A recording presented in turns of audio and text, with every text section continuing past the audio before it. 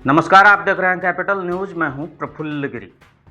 पलामू में इन दिनों प्राइवेट शिक्षा व्यवस्था एक अहम मोड़ पर खड़ी है। जिला प्रशासन ने गैर मान्यता प्राप्त स्कूलों को स्पष्ट संदेश दे दिया है कि आरटीई के तहत 8 अप्रैल तक सभी गैर मान्यता प्राप्त स्कूल आवेदन जमा करें, वरना कार्रवाई के लिए तैयार रहें। कागजों में ये एक सामान्य प्रशासनिक प्रक्रिया लग सकती है, लेकिन जमीन पर इसका असर बहुत बड़ा हो सकता है। जिले में करीब 250 से भी अधिक ऐसे स्कूल संचालित हैं जो अब तक मान्यता के दायरे से बाहर हैं। जिला शिक्षा अधीक्षक संदीप कुमार ने साफ किया है कि झारखंड निःशुल्क एवं बाल शिक्षा अधिकार नियमावली के तहत कक्षा 1 से 8 तक पढ़ाने वाले सभी स्कूलों के लिए मान्यता अनिवार्य है। आदेश का पालन न करने पर स्कूल बंद करने तक की बात कही गई है। कानून की दृष्टि से यह कदम सही हो सकता है। आखिर बच्चों की शिक्षा का स्तर, सुरक्षा और बुनियादी सुविधाएं सुनिश्चित करना सरकार की जिम्मेदारी है। लेकिन इस आदेश के बाद का जो दूसरा पहलू है वो भी बहुत महत्वपूर्ण है। इस पूरे आदेश पर झारखंड प्राइवेट स्कूल एसोसिएशन के प्रमंडलीय अध्यक्ष सह पलामू जिला प्राइवेट स्कूल डायरेक्टर्स एसोसिएशन के अध्यक्ष साइमन एस्ले मैथ्यू ने बताया कि ये मामला सुप्रीम कोर्ट में भी चल रहा है और हाई कोर्ट में भी चल रहा है। पहले जो निर्णय आया है उसमें स्पष्ट है कि आरटीई एक्ट के संशोधन से पहले जो भी विद्यालय चल रहे हैं उनके लिए शिक्षा विभाग द्वारा किए जाने वाली कार्रवाई पर रोक लगाई गई। 2019 से पहले के स्कूल में ये नियम लागू नहीं किया जा सकता है। अभी तक कोर्ट का ये आदेश है और मामला विचाराधीन भी है। साथ ही पोर्टल में रजिस्ट्रेशन को लेकर उन्होंने कहा कि 2019 के पहले का ऑप्शन भी पोर्टल में नहीं आ रहा है, जिसे संशोधित करने की भी आवश्यकता है। झारखंड जैसे राज्य में जहां खास महल और सीएनटी एक्ट प्रभावी रूप से संचालित हो, वहां जमीन के मानक पर भी विचार करने की उन्होंने मांग की है और पड़ोसी राज्यों के तर्ज पर नियम में लचीलापन लाने की भी मांग की। दिनांक 3 अप्रैल 2026 को शिक्षा विभाग की ओर से पत्र निर्गत किया गया, जिसमें ये कहा गया कि 8 अप्रैल 2026 तक सभी निजी विद्यालय ऑनलाइन आवेदन करें आरटी एक्ट के लिए।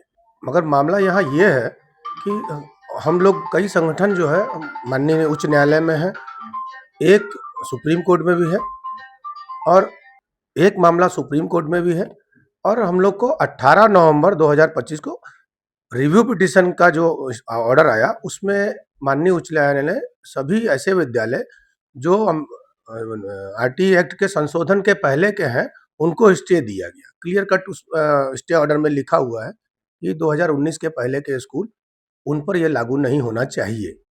उसके बाद भी अगर शिक्षा विभाग इस तरह का लेटर दे रहा है तो हमारी समझ से परे है। हमें लगता है कि कोर्ट की अवमानना का मामला बनता है। तो उसके बाद आगे अभी हम लोग आगे की रणनीति तय कर रहे हैं सब लोग मिलकर। अभी हम लोग की बैठक होने वाली है बहुत जल्द। बैठक के बाद ही हम लोग सामूहिक रूप से निर्णय लेंगे।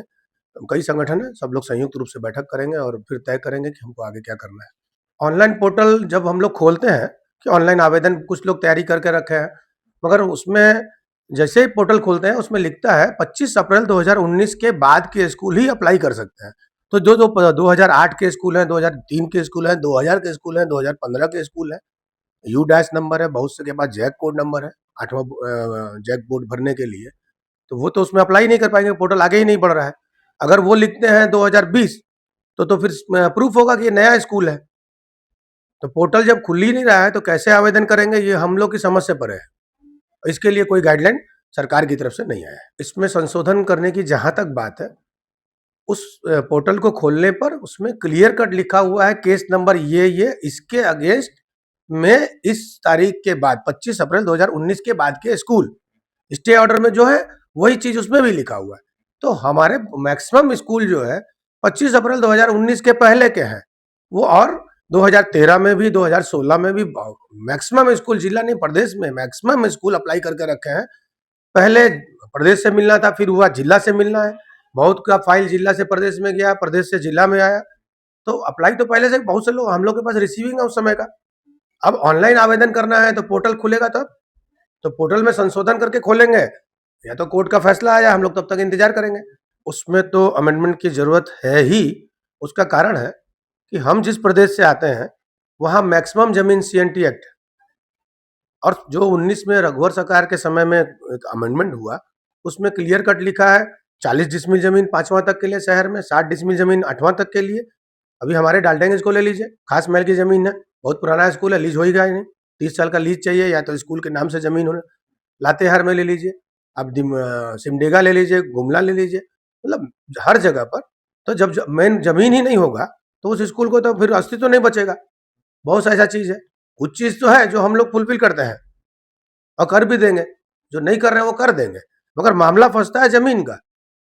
तो पूरे देश में केवल यही एक राज्य है जिसमें अमेंडमेंट हुआ और इस तरह का शर्त रखा गया। बाकी कहीं बगल में हमारा पड़ोसी राज्य है बिहार, जिसमें 2009 पे ही मिला। छत्तीसगढ़ है जिसमें 2009 पे मिला और अभी भी मिल रहा है। केवल यहीं पर अमेंडमेंट किया गया और इसीलिए हम लोग कोर्ट माननीय उच्च न्यायालय में गए और आज भी वहीं पर है।